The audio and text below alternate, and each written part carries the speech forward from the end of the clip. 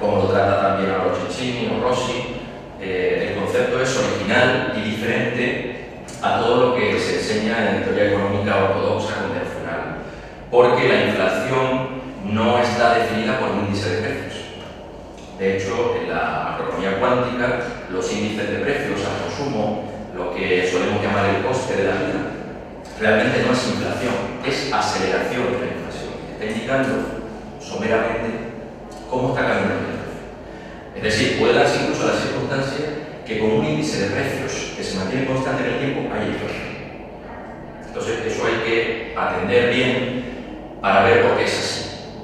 Bien, lo primero es que las patologías que estudiamos, que para nosotros son enfermedades de la economía monetaria, de producción y del capitalismo, que son sinónimos, son fenómenos estructurales, macroeconómicos, por tanto, y que tienen una raíz monetaria.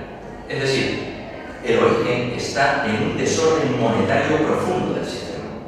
Por lo tanto, no hay explicaciones microeconómicas, no hay culpables entendidos como agentes económicos, que como se suele interpretar siempre este tipo de desórdenes. Por ejemplo, la inflación de los años 70, el culpable, el cártel, la OPEP, que subió los precios del petróleo. Bueno, pues eso es una interpretación desde el punto de vista erróneo. ¿Por qué en el origen hay un desorden monetario? Porque todos sabemos que el dinero en nuestras economías es un dinero bancario. Y el problema es que la banca tiene un desconocimiento, porque los economistas en general lo tienen, porque hay una confusión en estos asuntos, sobre la naturaleza del dinero. Lo que el dinero significa, que sabemos que es un vehículo, una forma numérica pura en la cuántica. El ingreso, que es otra cosa distinta, que es, como sabemos, cuando se produce la síntesis de la forma numérica pura con la producción y después el capital. Son tres conceptos distintos. Pero hay una confusión conceptual en la economía ortodoxa y convencional. Bien, ¿dónde podemos concretar un poco la raíz del desorden? Pues en el tratamiento de los beneficios empresariales, al cual hemos dedicado mucho tiempo. Es decir, la actual teoría económica, los economistas de hoy en día confunden o, digamos, tratan de la misma manera los salarios que los beneficios. Ya de eso hemos hablado. Y entonces puede suceder perfectamente que falsos ingresos, pseudos ingresos, que vamos a llamar emisiones vacías malignas de dinero, el nombre es muy fuerte, así lo denomina Schmidt, repito, emisiones vacías malignas de dinero, que tienen su origen en los beneficios empresariales, en el desorden monetario, debido en última instancia, repito, a la mala contabilidad bancaria. Y todo a causa de un desconocimiento, de una ignorancia. Bien, pues entonces el asunto está ahí, está en los beneficios. Los beneficios, una vez gastados, porque sabemos que se gastan, a diferencia de los salarios, en los mercados de servicios productivos, efectivamente un beneficio gastado puede generar un salario, pero ese salario está, digamos, vacío. Si no hay una contabilidad, que vamos a explicar ahora, en 3 departamentos, lo voy a poner en la pizarra, es decir, si la banca, que ya lo hemos dicho, a la hora de hacer la contabilización de cualquier operación monetaria, de creación monetaria genuina, de pago de salarios, a la hora de prestar esos salarios para financiar las existencias, o a la hora de contabilizar los beneficios empresariales, no hay una división en 3 departamentos, pues entonces puede suceder lo que hemos dicho. Es decir, que beneficios empresariales que ya están gastados en el mercado de servicios productivos, en el mercado laboral, sean prestados por el departamento 2, con lo cual genera una inflación. Eso es lo que llamamos los beneficios inflacionísticos. Entonces, para, digamos, ya, ilustrar o poner el ejemplo, para que veáis de lo que estamos hablando, pues simplemente vamos a hacer la anotación contable para que se vea un poco la idea de cuál debería ser la reforma contable bancaria. Bueno, lo que estamos diciendo es, en el banco, actualmente, las operaciones de creación monetaria, las operaciones de crédito ordinario de financiación y las operaciones de beneficios, es decir, ingresos ganados mediante beneficios, y el gasto de beneficios para la formación de capital fijo, amortización, etc., está todo contabilizado en una única hoja. De tal manera que puede suceder perfectamente, como he dicho y repito, que los beneficios sean finalmente restados. Como los beneficios ya están restados, está claro que ahí hay una emisión masiva de dinero por parte de la banca que causa inflación. Dicho de otra manera, lo importante de la inflación es que, por un lado, hay un producto, una producción monetizada con un valor, y si hay emisiones pasivas, puede suceder que el total de dinero disponible para gastar sea mayor que la producción, digamos, medida monetariamente donde ese dinero se gasta. Es decir, podemos decir, en un ejemplo que daremos a continuación, que el valor de la producción son 300 unidades monetarias o 300 euros, pero que el sistema está generando un gasto de 400. Y ahí habría, digamos, un desequilibrio o un desajuste inflacionario por 100 unidades monetarias. Esa sería la idea. Entonces, la reforma, que sería una reforma estructural macroeconómica que propone la macroeconomía cuántica, es la de distinguir claramente lo que sería el departamento 1, que vamos a llamar emisión, como siempre, es decir, con su activo y su pasivo. Después habría que distinguir claramente el departamento 2, que sería la financiación,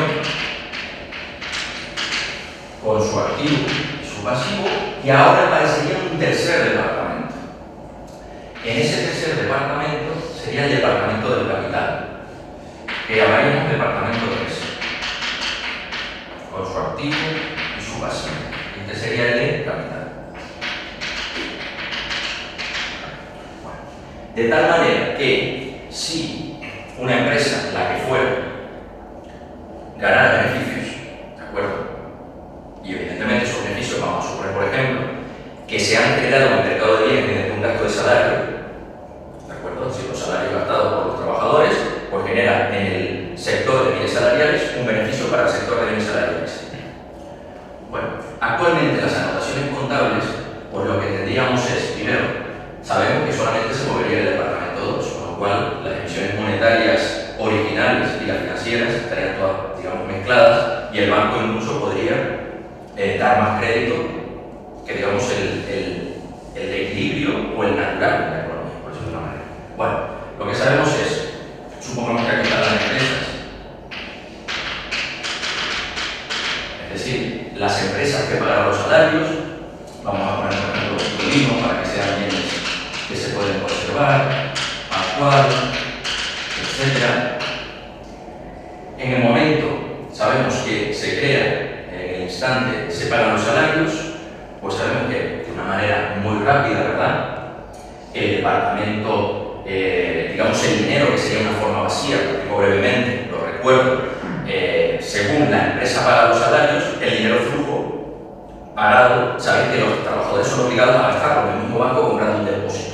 Es lo que explica que los trabajadores, los salarios no pueden aparecer en el pasivo de la emisión, porque automáticamente son obligados a comprar un depósito. De tal manera que, donde estoy señalando ahora con la mano, sería el pasivo del departamento de financiación, ya lo hemos visto, estarían los salarios de los trabajadores. Después, estos salarios, una vez gastados, aquí estarían los beneficios.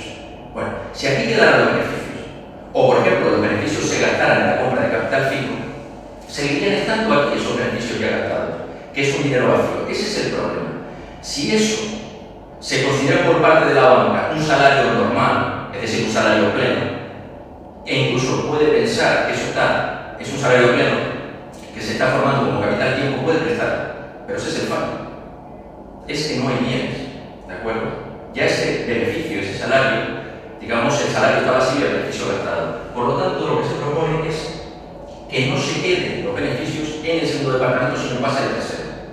Es decir, aquí estaría, por ejemplo, la empresa mayor con, digamos, sus beneficios. ¿Vale? Ponemos aquí, por ejemplo, 100 euros y aquí ponemos, por ejemplo, 100 euros. Bien, entonces, habría en el activo del primer departamento estaría la anotación y en el pasivo del tercero estarían anotados los beneficios. ¿Qué es lo que hay entre medio? Pues todas las operaciones de préstamo entre departamentos, es decir, el departamento 1 se lo va a prestar al departamento 2, ponemos aquí 100 euros, después el departamento 2 se lo va a prestar al departamento 3, ponemos 100 euros, bueno, y por lo tanto el departamento 2 pues le va a costar un crédito al departamento 1, 100 euros, y el departamento 3 se lo va a dar al departamento 2, 100.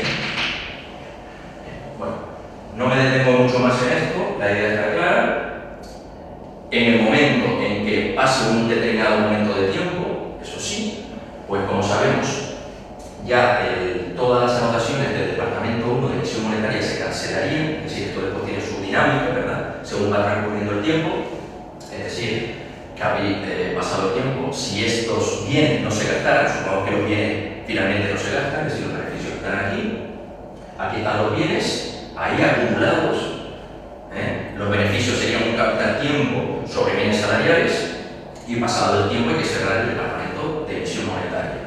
Lo cerramos como siempre, es decir, cargando el departamento 2 por 100, abonando a las empresas, lo abonamos por 100 y cargando aquí ya ponemos el activo del departamento 2 con los bienes que tengan las empresas por valor de 100, es decir, aquí estaría Colinos, aquí estaría Pascual, pero lo que no aparecería aquí, ¿de acuerdo? Lo que no aparecería aquí, bueno, el departamento 1 lo abonamos, ¿de acuerdo?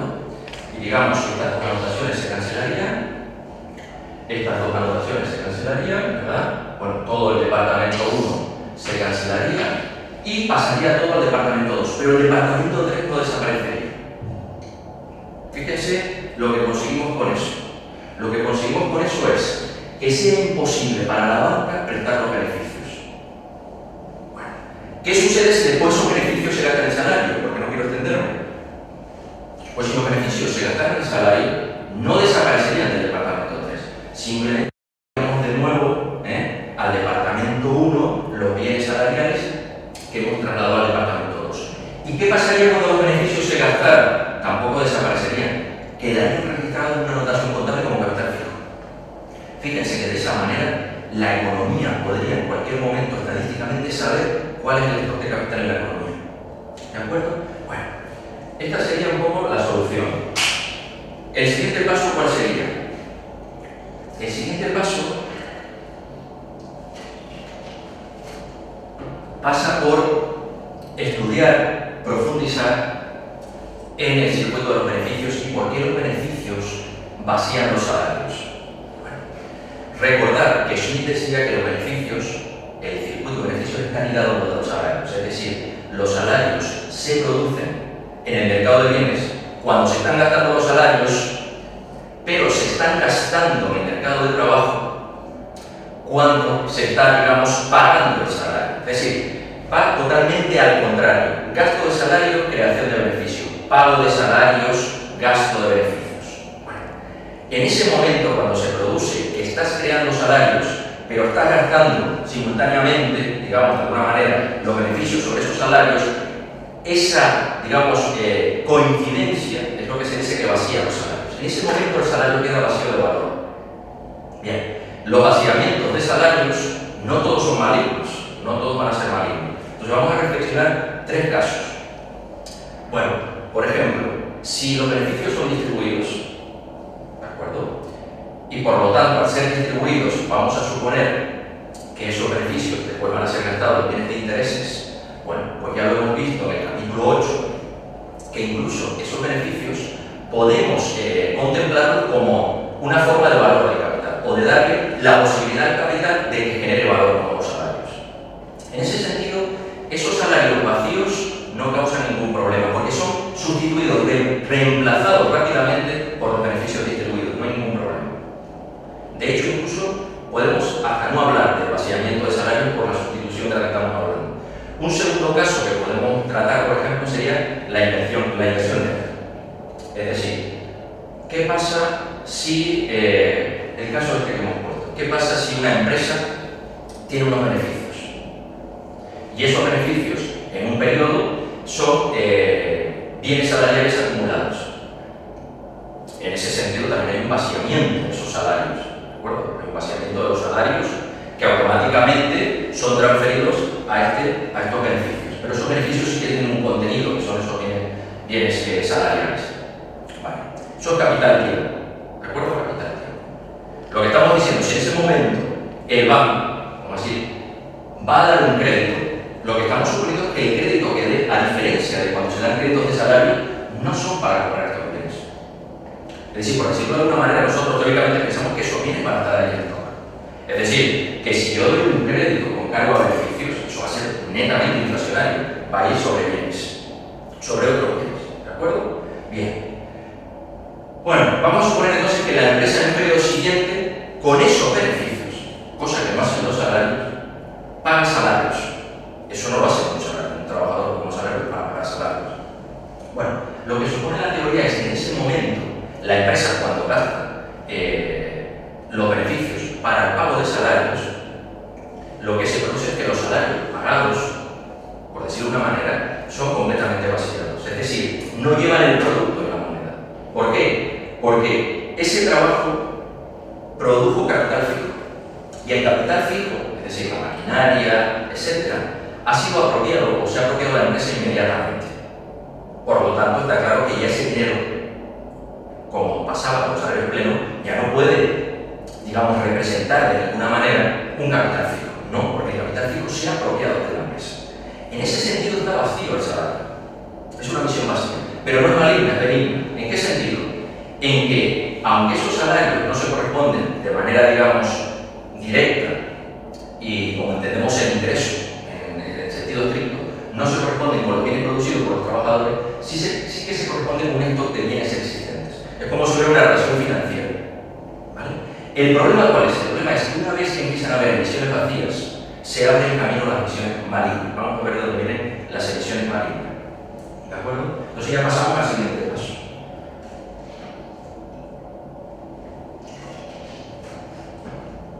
Bien, las emisiones malignas de dinero proceden también, digamos, de un gasto de beneficio para la compra de capital, pero que no sigue un esquema similar al que acabo de describir de la inversión neta, sino que se debe o tiene su origen en la amortización del capital. Y aquí es donde tenemos que estar atentos. Es decir, una vez que la empresa, digamos, adquiere capital fijo, ¿de acuerdo?, gastando beneficios y con ello pagando los salarios, ya se constituye el stock de capital en la economía. Es decir, ya está ese fondo de maquinarias que da servicios productivos. Pero todos sabemos que ese fondo con el uso se desgasta. Es decir, es verdad que el capital aumenta muchísimo la productividad del trabajo. Pero todos sabemos que el capital, si no se renueva, si no se mantiene, esa capacidad de incremento de productividad se pierde. Por lo tanto, el capital exige amortización. Pero no una amortización contable, sino una amortización, digamos, real, de industrias que produzcan amortización. Bueno, entonces, una vez que se está dando un sector de industria de amortización, que aquí viene la cuestión, ¿de acuerdo? El sector de amortización sí que paga salarios. Y paga salarios, digamos, de una manera similar a cómo se pagan los salarios en las industrias de bienes salariales. Pero ¿cuál es el problema? El problema es que como el capital es propiedad de las empresas, que en la teoría de Smith, la empresa, debido tanto a la ausencia del departamento 3, es decir, a que los beneficios pueden generar, digamos, por parte del banco crédito, por esa razón, y también por la razón que los beneficios no son distribuidos y por lo tanto los beneficios no pasan a través de los mercados financieros, que es lo que suele decir la teoría convencional, que el ahorro se canaliza a través de los mercados financieros, pero eso no es verdad, o no en su mayoría. Lo que sucede es que en ese momento también la teoría cuántica considera que la empresa se convierte en una nueva persona. Es decir, surge la idea de que la empresa ya no va a representar a los accionistas, es decir, que está, digamos, representando a un sector social. Tampoco se supone que la empresa son sus personas de acuerdo a una estructura jerárquica donde estarían los directivos y los trabajadores. No, la empresa aparece como si fuera un autómata. Es decir, ella empieza a acumular capital, a ganar capital, y después con los beneficios que consigan las empresas derivados de la amortización también van fomentando el incremento de capital. Y eso como un proceso automático, ¿vale? Que es donde nos tenemos un poco que centrar. Bueno, entonces si el capital, por decirlo de una manera, y la empresa es una no persona, de ahí también se deriva o se piensa que los agentes económicos han sido expropiados del capital. Por lo tanto, no van a gastar sus ingresos ni en amortizar capital, ni en cuidarlo, ni en comprar nuevo capital, en principio. Por lo tanto, todos los salarios que se pagan en la amortización, todos, como sabemos, van a gastarse digamos, en el sector de bienes salariales. Bueno, sabemos que si en el sector de bienes salariales se han metido salarios por 100, sabemos que esos salarios por 100 van a retornar perfectamente y además los 100 que se están pagando en la industria de amortización. Sabemos que ahí saldría un markup de 2. Y por lo tanto, las industrias de bienes salariales tendrían un beneficio de 100. Bueno, el circuito sería natural y normal si ese beneficio que está reflejando en esta amortización se trata de la amortización, pero eso no sucede. Es decir, la hipótesis que está elaborando Schmidt es que esos beneficios que poseen las empresas del sector de bienes salariales se van a dedicar a aumentar el stock de capital, dicho de otra manera, a producir nuevos bienes de capital. Bueno, fíjense lo que eso significa. Eso significa que el capital, cuando empiece el crecimiento, va a acelerar. ¿Por qué? Sencillo.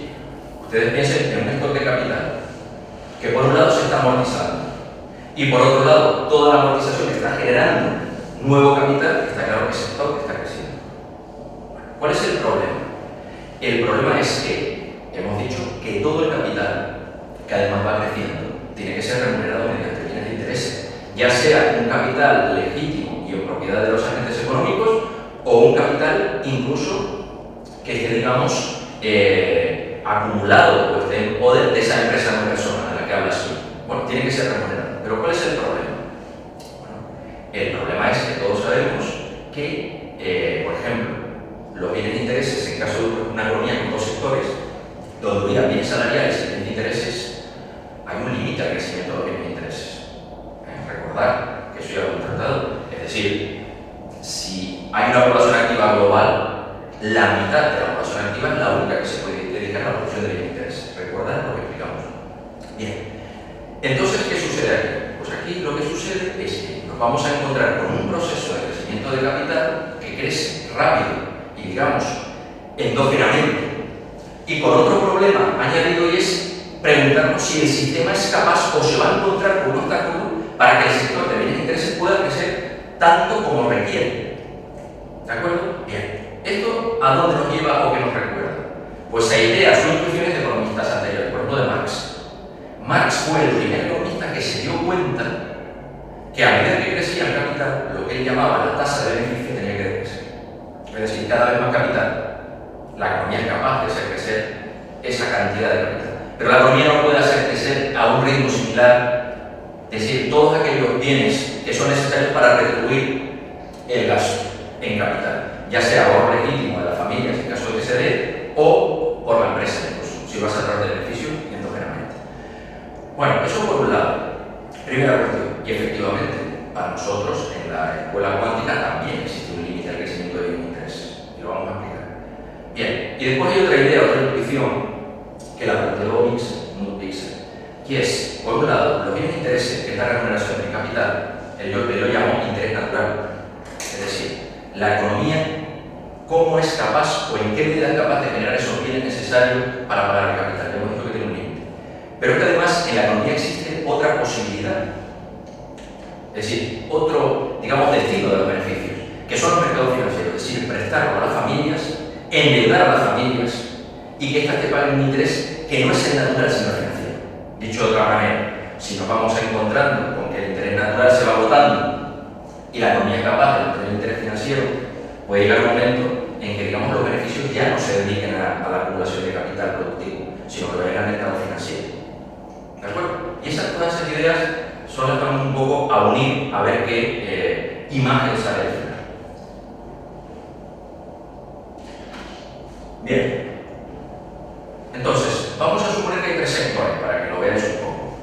Tenemos el sector de amortización, el sector de salariales, y ese sector que la literatura, es decir, Schmidt o Cecchini lo llama bien profit o penny profit en italiano, ¿no? Es decir, ese sector donde los beneficios del sector de bienes salariales que ha provocado la amortización finalmente van a ser gastados y crean nuevo capital.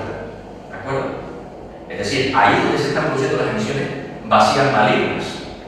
Es decir, beneficios del periodo que tienen su origen en la amortización y que se están dedicando a la producción de capital nuevo. Eso es lo que Smith llama la corona de la economía. Es decir, Smith distingue el núcleo de la economía de la corona de la economía. Bien. Mientras el sector de bienes salariales sea muy grande, ¿de acuerdo? Bueno, no hay ningún problema de expansión, es decir, puede ir creciendo la amortización y los bienes de capital nuevo. ¿De acuerdo?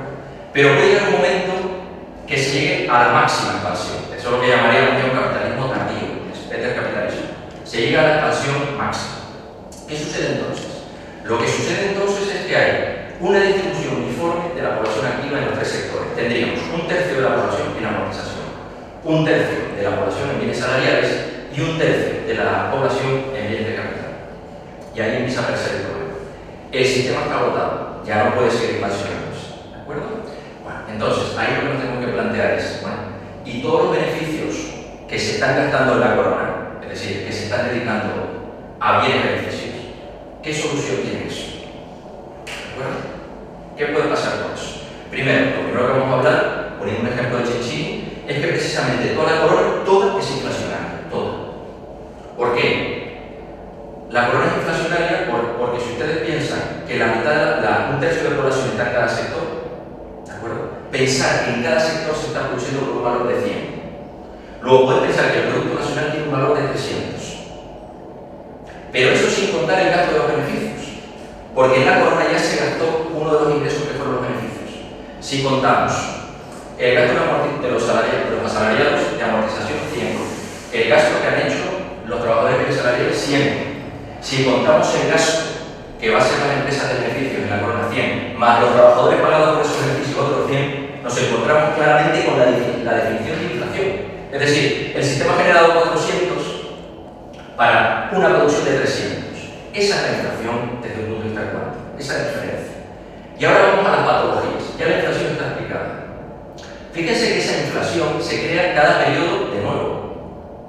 Es decir, que nosotros podemos encontrarnos una economía con este tipo de inflación, periodo tras periodo, sin que el índice de precios del consumo suba. Bien.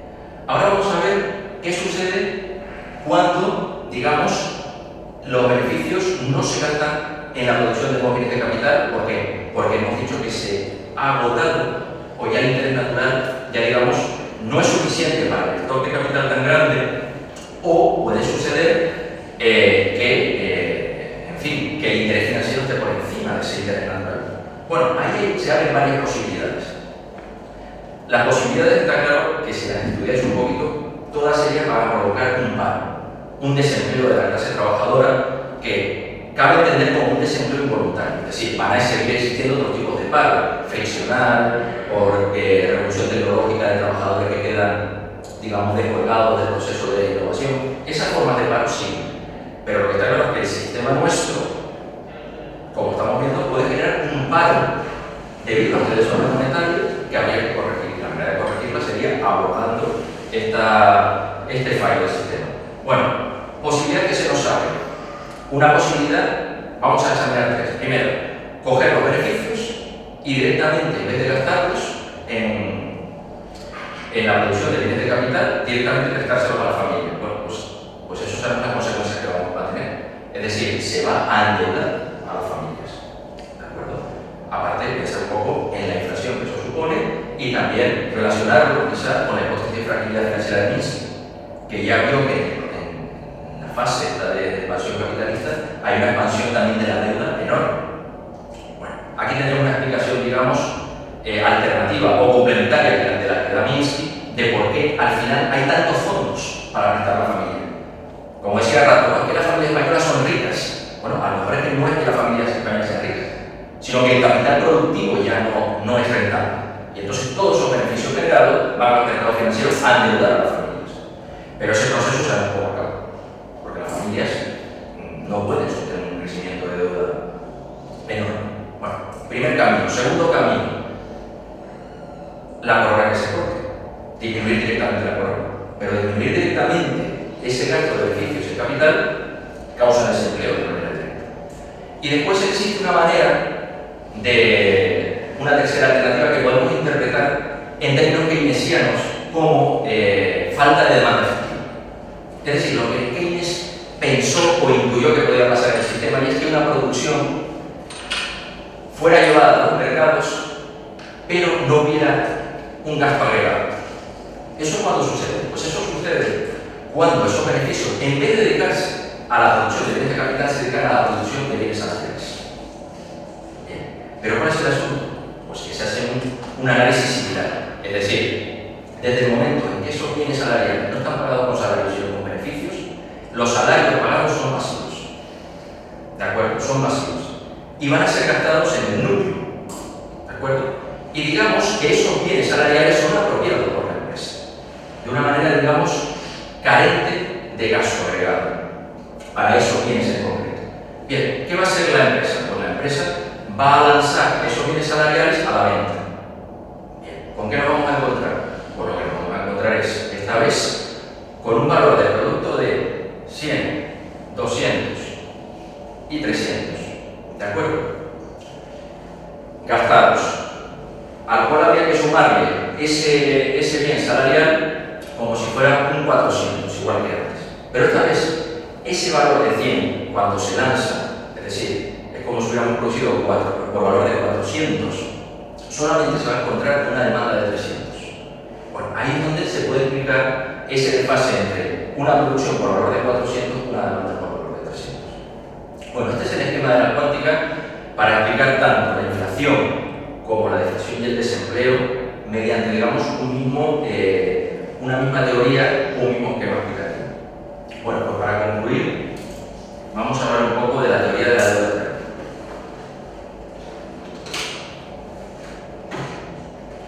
Bien, y aquí ya resumimos, y no voy a entrar muy en detalle, simplemente que os suene un poco las ideas y la teoría, lo que aquí se dice. Bueno, lo que tanto Smith como Shenxin afirman es lo siguiente. Vamos a relatar un poquito el hecho. Ellos dicen, supongamos que un español consigue que en el extranjero se le pague una suma de dinero extranjero por parte de un banco extranjero, digamos $100. ¿Por qué? Pues porque consigue emitir una deuda, lo que podemos llamar un IOU, y venderlo al extranjero. Es decir, él vende una promesa de pago futura, que puede ser con cargo de una producción española futura, por un valor de 100 euros. Bien. Y ese dinero no está relacionado ni con una importación que se vaya a realizar en España, que se necesite ese dinero extranjero, ni tampoco puede ser sustituido por una exportación. Es lo que llama Smith una importación neta. Es decir, una suma de dinero que se consigue en el extranjero, digamos, sin una motivación real. Bien. Lo que pasa posteriormente, bueno, lo primero que tiene que pasar, démonos cuenta, es ese dinero, por la propia naturaleza del dinero flujo, tan pronto como el banco hace el pago, digamos, a Juan, sabemos que Juan obligatoriamente lo tiene que gastar. Es decir, el dinero es un flujo y sigue un circuito instantáneo, va y viene al mismo banco que lo emitió. Por lo tanto, esos $100 no van a salir nunca del banco. ¿Por qué? Porque Juan tiene que comprar un depósito a la vista en ese banco. Bien, ese sería el primer elemento. El segundo elemento que tenemos que tener en cuenta, ¿cuál es? Finalmente Juan viene a España. Y Juan lo que va a intentar es que, mediante un pago de moneda extranjera, que finalmente se va a hacer al Banco de España, ya sea directamente por parte de él o por el Banco de Sabadell, que es donde tiene sus cuentas, ¿de acuerdo?, le permita a él conseguir un pago en moneda, digamos, europea, en euros españoles. Es decir, que habría una segunda parte donde posteriormente habría como un triple pago. Es decir, un triple pago, ¿en qué sentido?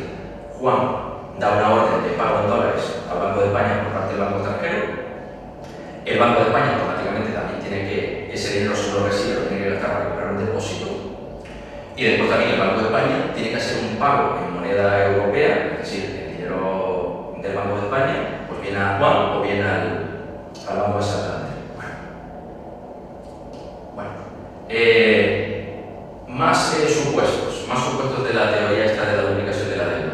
Otro supuesto sería que en el sistema monetario internacional, como sucede actualmente, no hay un banco de las naciones. Es decir, todos sabemos que Keynes propuso como elemento fundamental de la reforma monetaria que, digamos, tenía que sustituir al antiguo patrón oro una vez acabada la Segunda Guerra Mundial, que es conocido como el Plan Keynes, pues él propuso como pieza fundamental del sistema monetario internacional la existencia de una Union Clearing, es decir, un banco de transacciones. Igual que hay un banco central a nivel de un país, pues hubiera un banco central a nivel de los bancos centrales de toda la nación.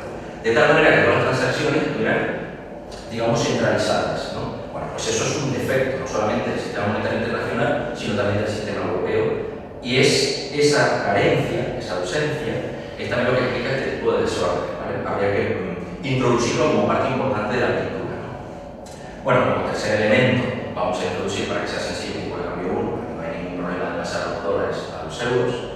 Y entonces, bueno, pues lo que estamos diciendo es, si se da esta circunstancia, es decir, el sentido común, la forma convencional de ver las transacciones monetarias internacionales parece decir que España ha conseguido una entrada neta de moneda extranjera, es decir, 100 dólares. Es decir, Juan ha conseguido que en las reservas del Banco Central de España pues hayan 100 dólares más, en forma de depósito. Bien. Pues lo que dice la teoría de Schmidt es que sucede todo lo contrario. Es decir, que si este tipo de operaciones monetarias se realizan, lo que va a suceder es que lo que España va a perder son 100 dólares. Es decir, vuelve a aparecer un agente desconocido que se llama la burbuja financiera especulativa, porque al final ese dinero no va a ir a ningún país, sino a un ente que no se investiga lo suficientemente, pero que podemos, si queremos buscar una imagen, podríamos asociarla, por ejemplo, con todo lo que es el mercado de eurodólares, es decir, con toda esa estructura bancaria internacional que no es nueva, es decir, ahora se habla de Panamá, de offshore, pero eso no es de ayer. Todos sabemos que desde los años finales de los 50, 60, sabemos que la banca a nivel internacional pues, está localizada en ciertos lugares, en ciertos espacios, donde no hay ningún tipo de regulación estatal y donde las monedas extranjeras, todas las bancas, transaccionan con monedas de distintos países. Monedas que además están vacías. Bueno, fíjense que esas monedas no están, digamos, intermediadas por ningún banco de bancos. Están pasando de banco a banco directamente. Bueno, pues eso es lo que habría que intentar. Bueno, eso habría que estudiarlo más y esa puede ser la imagen para nosotros de la burbuja especulativa financiera. Bueno, pues lo que dice la teoría de Schmidt es, lo que hace la burbuja especulativa financiera es como sacar una copia de la deuda. Es decir, por un lado va a existir esa deuda privada del Juan a un extranjero que llamamos Peter por 100 dólares, pero automáticamente se va a crear una copia. Bien, ¿y esa copia qué es? Una duplicación. Y esa deuda no pertenece a ningún agente privado. Tampoco está causada por Juan ni ningún agente económico. Es por el mal funcionamiento del desorden del sistema monetario internacional. Y esa deuda la va a tener que pagar España, pero España como país en su conjunto. Bien.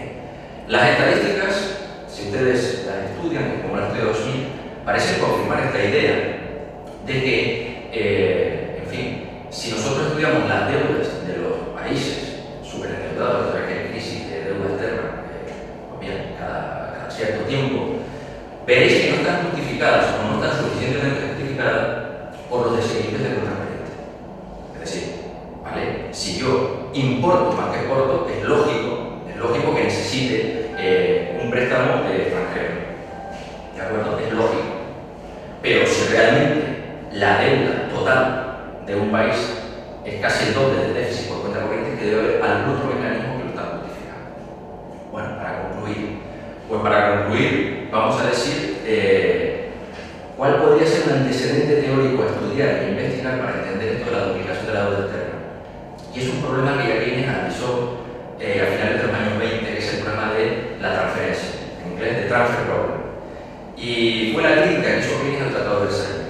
Porque como sabéis, acabada la Primera Guerra Mundial se impusieron unas fuertes indemnizaciones a Alemania, a los países aliados, ¿verdad? Y entonces el problema para los economistas ortodoxos se planteó en términos de impuestos. Es decir, si a los alemanes tú les pones un impuesto, claro, un impuesto que significa una transferencia de renta, automáticamente está resuelto el problema de pago. Pero es que el problema no está resuelto. ¿Por qué? Porque no se va a pagar en bancos alemanes. Hay que pagar en libras esterlinas, en francos o en dólares. Y es ahí donde aparece un problema de transferencia. ¿Por qué? Porque muy bien puede suceder perfectamente que un país, Grecia, España, sus habitantes hayan trabajado, hayan producido.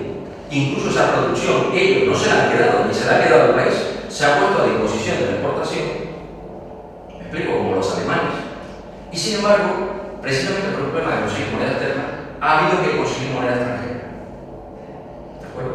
Y bueno, entonces, ese segundo requerimiento es el que también puede, digamos, o podemos apoyar para entender el problema que la macroeconomía cuántica, digamos, supone o teoriza sobre la duplicación de la deuda externa. Bien, pues con esto hemos hecho una presentación muy general, digamos, de los problemas o de las enfermedades que parecen las economías monetarias modernas y capitalistas, tanto el diagnóstico y la explicación que hace la macroeconomía cuántica como la solución que propone Smith, que ya hemos dicho sería la reforma de la contabilidad bancaria, y en el caso de la deuda externa lo que propone Smith sería la creación de una oficina estatal en cada país que se encargara de, digamos, supervisar este tipo de transacciones financieras y monetarias, digamos, asociadas a este tipo de movimientos de dinero justificado por déficit de cuenta corriente y neutralizarlo en su caso. Es decir, mediante una serie de instrumentos, mecanismos financieros que neutralizar todo este tipo de operaciones. De tal manera que se podrían hacer unos cálculos estimados de unos ingresos que ganarían los países tan elevados, que además son ingresos ganados por los países, muy perdidos por esos países, podrían dedicarse a la creación de empleo y España, por ejemplo, podría resultar muy ventajoso para abordar el grave problema del desempleo juvenil. Pues nada, con esto concluimos la novena sesión del Seminario de Economía Marxista, Homogeneidad cuántica, y esperamos que haya continuación en el futuro y como siempre